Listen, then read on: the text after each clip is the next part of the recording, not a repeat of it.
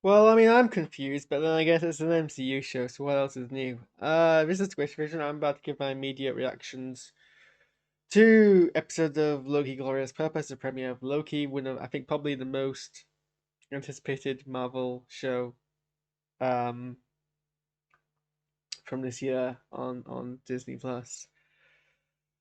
Um, and kind of what's wrong with and kind of what I ignore the noise. It's from becoming summer as there's too much light coming from the window. Yeah.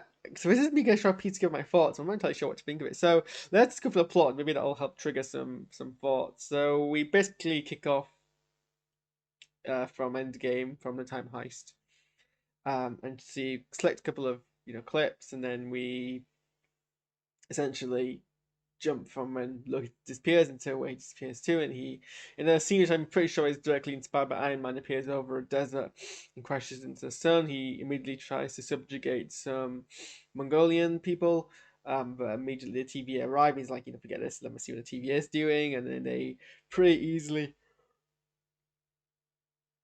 capture him, and he's taken through basically a series of bewildering sequences as he's processing, not entirely sure what's going on.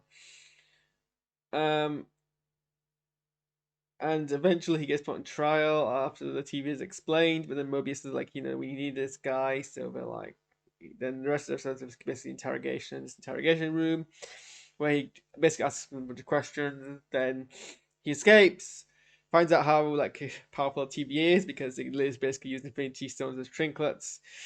Comes back, watches basically the rest of Loki's life, original Loki, and then kind of has a crisis, and then is recruited. Um, yeah, that's essentially what happens. But I mean, for plot wise, it's not complicated. It's so really what I'm trying to get my head around is what are the themes of this show, and what's the subtext. Bearing in mind, I am pretty tired because it's assignment period, and I've been spending the last month working on a script for my assignment. So the whole concept of subtext is really the last thing on my mind at the moment because I kind of want to move away from that. Um, but I can't because I do these videos. So we get some themes about the whole philosophical debate about nature versus nurture, fate versus choice. Free will, is free will a thing, or are you just simply the products of circumstances? Okay, yeah. That's the kind of antagonistic argument here. Loki believes, that everything he is from his own choice. Mobius is like, well, no. And I guess it's interesting because the whole TVA concept of TVA is like, well, there's only one thing things can ever happen, so there is no free choice, and if you ever deviate from what was meant to be, we were gonna remove that. So really, and if we take that as fact, and we've not been presented with anything otherwise as of yet, then it kind of removes the whole actual free choice element in this universe. But then, coming from someone who's religious and believes in a deity, as long as you believe that what you're doing is your own choice, and really the fact that there might be another force that's limiting what you kind of can't do doesn't hugely matter. Um, I don't know. It's a real life philosophical discussion, one which obviously is still being discussed. There's no right answer. I guess it's how we apply it to this show. Um, and it's interesting because obviously they use a whole bunch of clips from the Avengers where Loki's talking about free choice and it being an illusion, and I guess it's meant to be being applied back at him, which I guess is interesting. Um, and then obviously, I guess there's a whole bunch of questions about why Loki does what he does. And he has a revelation about he has this epiphany that he is violent. Uh, assignments. He's violent and aggressive and harsh on people. Well, harsh isn't selling it. He's violent and he likes to oppress people because he recognizes that actually he has a weakness, and this is his way of uh, compensating for his inadequacies. Which, well, I mean, I'm not. I was. Is that meant to be revelation? Because you'd think someone like Loki not isn't that unself-aware that he wouldn't know about never deep down, but because that's how it works. To be honest, in real life, bullies are people who have inadequacies. No one, nearly everyone and anyone who is ever mean for the sake of it, or mean excessively or whatever, it always comes from a place of inadequacies. I know, I've been there, everyone's been there, everyone has those moments. Some people are worse than others, some people don't grow of it, some people own it. Everyone's different, but everyone has had that moment where they punch someone down because it makes them feel better about themselves. I'm ashamed to say I've done it, but I'm gonna, I'm not gonna ignore. I'm more self-aware now. I know I know it. I don't do it as much. Trying at all now that I can, because I don't believe in it and recognize where it comes from. Sometimes I slip because everyone slips. Sometimes people are mean excessively, and that applies to me as well. But I've seen it happen worse with other people. Who aren't self-aware of their inadequacies, or will ignore their inadequacies, and that's kind of where it all comes from. At the end of the day, okay, shall I through this? So it was strange that was dealt with like a giant revelation. Really, it should be a fact of life, and it should be something that Loki should be somewhat aware of. But whatever.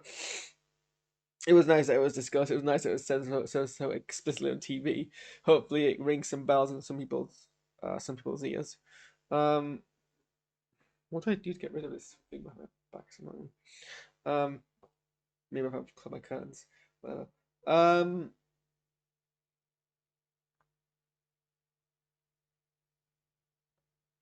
There's some genuinely funny moments, and like obviously Tom Hiddleston's a fantastic actor who knows how to balance drama with comedy and everything in between. So that's all great. Like the acting is like top notch, and obviously Owen Wilson is fantastic. Everyone's excellent. Like Owen Wilson was great as Mobius and Mobius. Tom Hiddleston obviously was great as Loki. Again, the risk is when you give a character a spin-off, it become self-parodies of themselves, but he understands his character enough, and he portrays kind of all the different facets of it. And has great comedic timing. The rest of the kind of actors, Eugene Cordero as Casey was great. I love that. It was kind of funny. He was a funny character. Yeah. And then what was the other thing I was going to mention? So okay, so the one thing that just strikes me, I think the one thing needs to clear up is exactly how this world works. I guess I had touched it before about TVA being very powerful and what this really means to the MCU as a whole. So it would be help. We give it like slow bleeds of world building, but we need to. I don't know. Maybe this is the me thing, but I feel like we're not. I don't see the world enough to really understand what's at stake, or how how this affects the stake of everything else. If that makes sense.